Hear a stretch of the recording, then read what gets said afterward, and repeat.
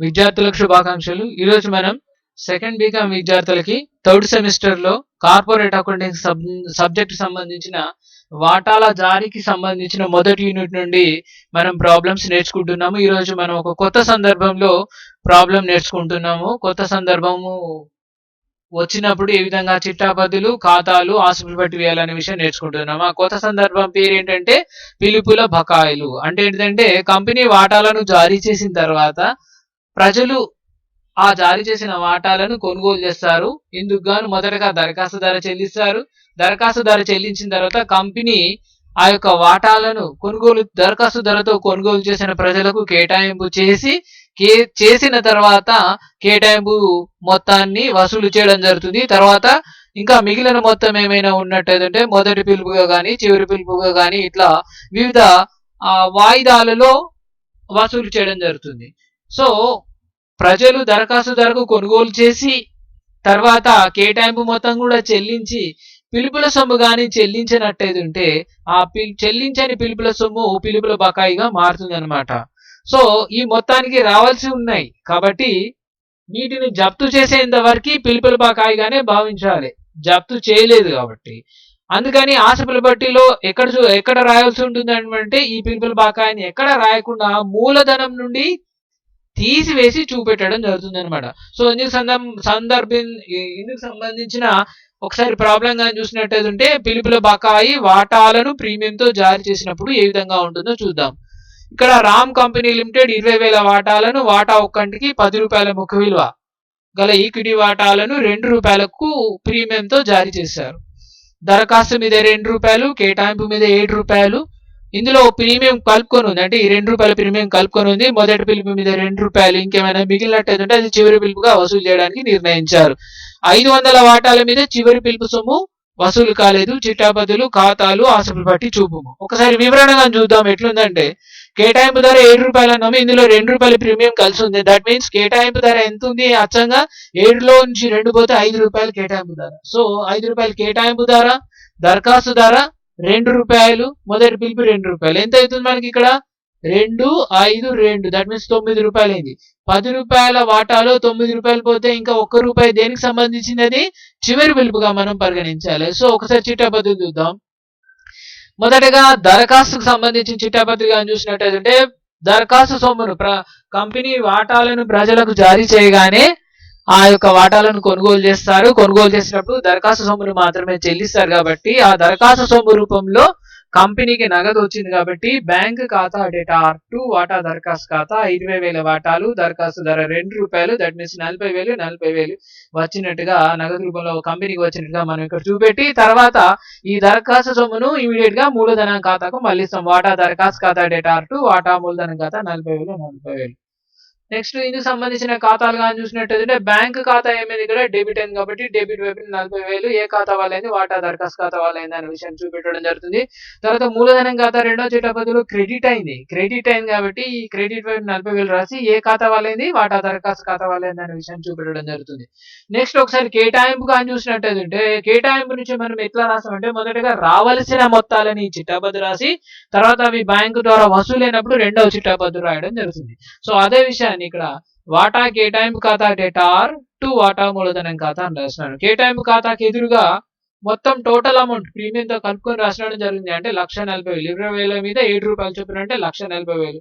మూలధన ఖాతాకు మాత్రం మనము యథార్థంగా కేటాయింపు ధర ఎంత ఉంది? 20,000 మీద 5 రూపాయలతో అంటే 1,00,000 రూపాయలు.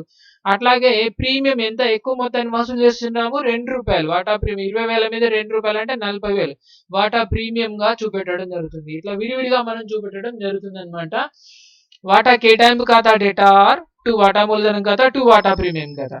తర్వాత ఈ మొత్తం వసూలు అయినట్టుగా మనం ఇక్కడ చూపెట్టడం జరుగుతుంది. బ్యాంక్ ఖాతా డేటా R2 వాటా కేటాయింపు ఖాతా నగదు వచ్చినట్టుగా చూపెట్టడం జరుగుతుంది. అదే విధంగా బ్యాంకు ఖాతాలో కేటాయింపు మొత్తం 1,40,000 ఏ ఖాతా వల్ల? అది వాటా కేటాయింపు ఖాతా వల్ల. అట్లాగే మూలధనం ఖాతాలో మూలధనం ఖాతా క్రెడిట్ అయింది. ఎంత ₹1,00,000 ఏ ఖాతా వాళ్ళైంది వాటా కేటాయింపు ఖాతా వాళ్ళైంది అనే విషయాన్ని క్రెడిట్ వైపున చూపడం జరుగుతుంది. అంతేకాకుండా వాటా ప్రీమియం కూడా ఒక కొత్త అంశం అనేది వచ్చింది. వాటా ప్రీమియం ఖాతా వేసి వాటా ప్రీమియం ఖాతా క్రెడిట్ వైపున రాయడం జరిగింది కాబట్టి క్రెడిట్ వైపున రాసి ఏ ఖాతా వాళ్ళైంది ఇది వాటా కేటాయింపు ఖాతా వాళ్ళైంది కాబట్టి వాటా కేటాయింపు ఖాతా అని రాసినాను.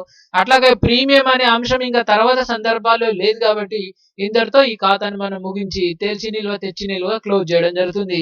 ఈ మొత్తాన్ని మళ్ళీ మనం ఆస్తిపల పట్టీలో అప్పుల పక్కన ఈ 40,000 మనం రాసి చూపట్టడం జరుగుతుంది అనమాట. ఇప్పుడు వాటా మొదటి పిలుపు ఖాతా ఏం లేదు. మొదటగా రావాల్సినందుగా మనము చిట్టాపద్దు రాస్తాము. 20,000 వాటాల మీద ₹2 మొదటి పిలుపు మొత్తం వాటా మొదటి పిలుపు ఖాతా డేటా R2 వాటా మూలధనం ఖాతా అని రాస్తాము. 20,000 × 2 40,000 రావాల్సినందుగా రాసి తర్వాత వచ్చినందుకు రాస్తాము. బ్యాంక్ ఖాతా డేటా R2 వాటా మొదటి పిలుపు ఖాతా 40,000 ఇది సంబంధించిన ఖాతా పోస్టింగ్ ఎట్లా ఉంది? సో బ్యాంక్ ఖాతా డెబిట్ అయింది కాబట్టి డెబిట్ వైపు 40,000 వాటా మొదటి పిలుపు ఖాతా. ఇది సంబంధించిన మూలధనం ఖాతా పోస్టింగ్ ఎట్లా ఉంది? మూలధనం ఖాతా క్రెడిట్ అయింది కాబట్టి క్రెడిట్ వైపు 40,000 రాసి వాటా మొదటి పిలుపు ఖాతా అని రాస్తున్నాను. తర్వాత వాటా చివరి పిలుపు ఖాతాలో ఏమైతుందంటే ఇక్కడ మొదటగా 500 వాటాల మీద సొమ్ము రాలేదని చెప్పినాను కానీ మొదటగా రెండవ పిలుపు సొమ్ము మొత్తం వసూలు అవుతుందని భావించి మనం ఒక చిట్టాపద్దు రాయాలి.